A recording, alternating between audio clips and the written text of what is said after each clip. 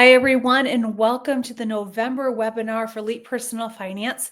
The focus of this month is taking control of your credit for renters. All right, so when you're a renter, and you want to think about your credit and your credit score, it's not just a matter of keeping your credit report and credit score in good standing because you want to make sure you can take out loans and stuff in the future.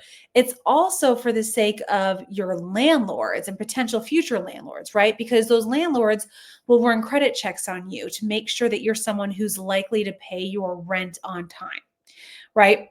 So using the credit report is kind of a clumsy tool for landlords because there's a lot of other factors that they don't care so much about, but it's the only tool they have to see if you're someone who's reliable and who's going to pay your bills on time. So we want to make sure our credit report and our credit score is accurate, it's timely, it's up to date. We're going to talk about 6 things that you can do as renters to make sure you are getting control of your credit, right? And that you feel like your credit is a real representation of who you are as a consumer and who you're going to be as a tenant for your landlord. All right, so we're going to start with first a little credit quiz. Some questions that these always come up during our sessions. We want to make sure we address these first off. So first credit quiz question is, what percentage of your credit score is determined by your on-time or late payments? What percentage of your credit score is determined by on-time or late payments? And the answer to that one is 35%. On-time or late payments are the biggest indicator of whether or not you're going to have a good and healthy credit score. Okay, so 35% on time, every time payments, right? That's the ideal. Okay, the next question we have for you is, what percentage of your available credit should you be using up to? I'm kind of wording that question confusingly. What is the most percentage of your credit that you should be using, that you have available to you?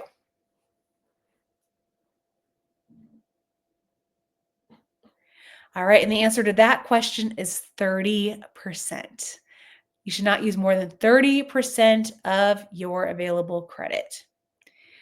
Okay, so we're going to go ahead and start this presentation today. Here are 6 things that you can do as tenants to make sure, or potential tenants to make sure, your credit score and your credit report accurately reflects who you are and that you are able to get that apartment or that house that you want to rent.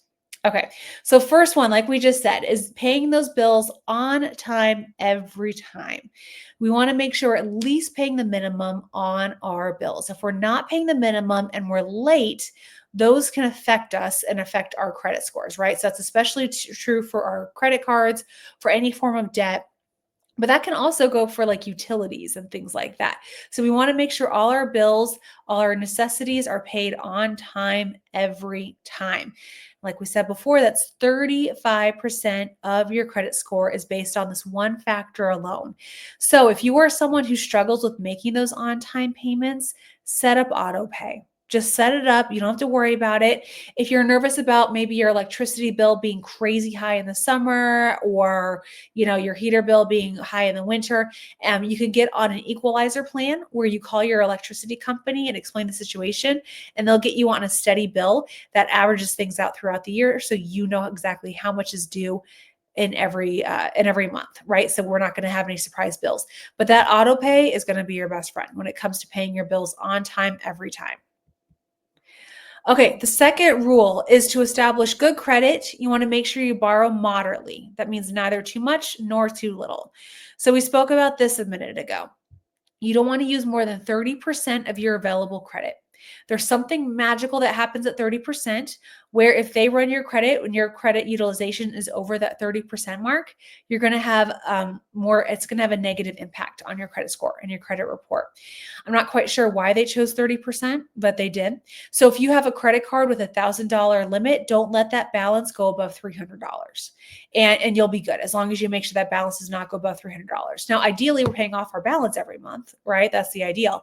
But if that's not possible, we want to make sure that we're not using more than 30% of our available credit. Okay, the next thing you can do is maintain old accounts. We want to make sure we have a long credit history as long as possible. So if you have an old credit card that you got when you were 18 and you just don't use it anymore, or maybe like the interest rate isn't that great, it's important that you still keep that open because that establishes your credit history at a certain date. If you close that card, now your credit history is going to shorten up to the next opened card, if that makes sense. So hypothetically, you have one credit card you got when you were 18 and you didn't get another credit card until you were 24. If you close out that credit card that you got when you were 18, your credit history is going to shorten by 6 years. That's a big deal, especially when you're young and you have a shorter credit history. You want it as long as possible. So if you have an old credit card you're just not using anymore and you're like, oh, what am I doing with this? But also, you need to have it for that credit history. Go ahead and put something like your Netflix on it or, some auto bill that you're going to pay anyways, and just have it set up to be paid in full every month. So you charge that whatever it is you're putting on there. You could also set it up where it's paid in full every month. So at least it keeps that account in good standing and it keeps it being utilized and it keeps your credit history nice and long. That's what we're trying to do here. Okay, the next thing that renters can do, and this is actually a big issue for renters because you don't own a home. That's why you're renting, right? Like that's kind of the point of renting is that you don't own a house. So even though you don't own a house, you want to make sure you're using multiple different types of credit. Too much of one type of credit is not good. The lenders don't like that. So if you are someone who only has like 4 store credit cards because you opened one at Victoria's Secret and one at, Macy's and one somewhere, whatever, that's going to look more negatively upon you than if you're someone who has maybe one credit card and a car loan and, a cell phone bill, right? So they want to make sure that you have a good mixture of credit use and that you're not all in one type of credit. And again, you are a renter, you don't own a house right now, so you don't have a mortgage, and that's fine.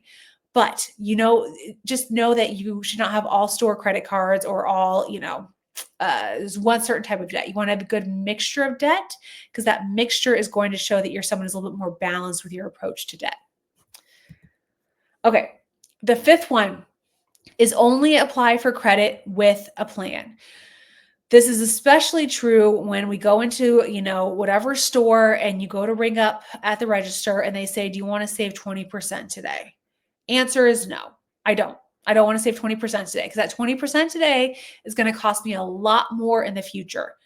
So you only apply for credit if you have a plan to pay it off. Okay. And every time we apply for credit and there's a hard check on our credit, we're going to take about a 3 to 5 point hit on our credit on average. And that's going to last for 3 to 5 months. So if you're already someone who's kind of between, mediocre credit and like, decent credit, that one hard credit check from Victoria's Secret or whatever, that can push you into an area where the landlord is not willing to rent to you, right? So it's just not worth it. Don't do any hard inquiries. And if you are going to do a hard inquiry on your credit to take out new debt, it's with a plan to pay it off, okay? All right, number 6, don't let their errors damage your credit. A lot of people have errors on their credit reports that are not their fault.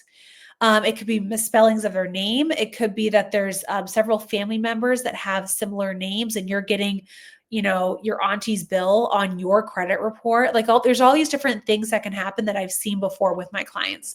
So you don't want to let anyone else's errors, whether it be from the credit reporting agency or from the lender themselves, damage your credit. The way to check this is to go to annualcreditreport.com, annualcreditreport.com, and order your credit reports, okay? The first time you do it, it's intimidating. It's okay. It's fine. You're going to go ahead, you're going to enter your name, enter your address. It's going to ask you, out of these 4 addresses, which 2 have you lived at? Like it'll ask you questions like that. You're going to answer those questions and then you're going to get your credit report. You can get because now you get 1 a week. We don't need to like space them out. We used to have people order 1 a quarter from each of the credit bureaus.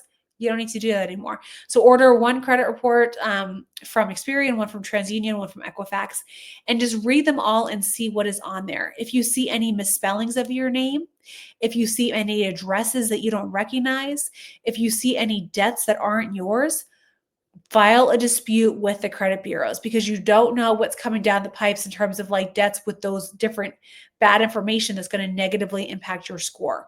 Also, make sure you pay attention to any debts that potentially aren't yours. If there's something you don't recognize, dispute that thing, get it off. Okay. So we want to make sure that gets off our credit report and that our credit report is true, timely, and accurate. All right. Okay, so that's all we have for today. We have some pre-submitted questions. I'm going to go ahead and bring those up. All right. So the first question that we have, it says, "Can I use credit cards to pay my bills?" So yeah, you can use credit cards to pay your bills, especially if you have that secure credit card that we always encourage you to get. If you have a credit card, you can use it to pay your bills, and just make sure it's set up on auto pay where it gets paid off in full every month, and that we're not letting our bills sit on our credit cards and accumulate interest. We don't want that to happen. But something else you can do is you can also go and do something called an Experian Boost, or there's other companies that do it now that will positively reflect your on-time Verizon payments, your on-time electricity payments, like those bills that you make every month that aren't necessarily debt. Those can positively impact your credit score. So look into one of those programs and get your credit score to boost up, because really that's what the landlord is looking for, is can you make a rent payment? That's what they care about. They don't care about, all those other different debts that happened a few years ago. They want to make sure you can pay your rent. So if you can show that you are good at making on-time payments using something like Experian Boost, then go ahead and do it. I think it's a great idea. All right, the second question. "I was told my credit score is too low. Should I pay a credit agency to help improve my score?" I love this question, and that I hate this question. If any agency is reaching out to you saying that they can help improve your score, within whatever, how many days, you just pay them however many hundreds of dollars, they tend to be a scam. They really tend to be a scam. I've seen more people lose money with those agencies and get in lots of trouble. So don't bother with any of those. If you need to work with a nonprofit credit counselor, make sure they have an NFCC at the bottom of their website. NFCC is the logo you want to look for. And those are agencies that are legitimate, that have an accreditation they're looking to maintain. But any other, fly-by-night credit agency that says we can boost your score 100 points in 2 days, I would steer clear. If it sounds too good to be true, it always is with credit. Okay. Can Leap, this is the next question. "Can Leap talk to my creditors and set up a debt repayment plan?" So we don't do that. We don't do that. We will refer you to a local agency that can help you do that, because there's organizations, again, with that NFCC rating, that this is what they're paid to do. So we would refer you out to an agency that offers something called a debt management plan, a DMP. We would look them up, make sure they're vetted, that they're good to go, and then we'd refer you to them. That's a very good question. Okay, "Is it better to have an installment loan or a credit card? Which is better for my credit score?" This goes back to the question we answered earlier, where we said that your credit score is based on a mixture of different types of credit. So having a mixture of the two is great. If you have two credit cards, that might hurt you. If you have two installment loans, that might hurt you. But if you have an installment loan and a credit card, that can look good for your credit. All right. And the last one is, "How do I check my credit score?" This is also a very good question. Annual credit report will only show you your credit report. If you think of a credit report like the, trunk of a tree, right? And like all the, the trunk of the tree. The credit score is like the leaves. So you want to make sure you're watering the tree, and the leaves will naturally be greener. Okay. So your credit score is less important to me than your credit report, because if you have a good credit report, your credit score will naturally be good. Right. Now, some people just want to know what the number is because it's easy. It's a quick way to kind of hear whether or not you're in certain ranges. You can do something free called a Vantage score. That's like Credit Karma. Those are not FICO scores. Those are Vantage scores, but it gives you a good idea as to where you're at. Or you can pay one of the credit reporting agencies for your credit score. But that algorithm that takes your credit report and spits out that 3-digit number, that's proprietary and it belongs to the credit scoring agencies. That is why they get to charge for it. So you don't get free credit scores per se, but you get free credit reports with annualcreditreport.com. However, some credit cards as a perk offer free credit scores. So if you have a credit card and this is one of the perks, by all means, check your credit score with your credit with your credit card company and see if it's going up or going down, and just make sure that, it's where you think it should be. So, all right, so we are at 15 minutes. I think we're about to run over. That's all we have for this webinar this month. Any questions? Put it in the community tab of your Elite Personal Finance app. Elite Money Mentor will get back to you right away and make sure we get answered appropriately. I hope all is well, and we wish you a rich life as you budget like a mother.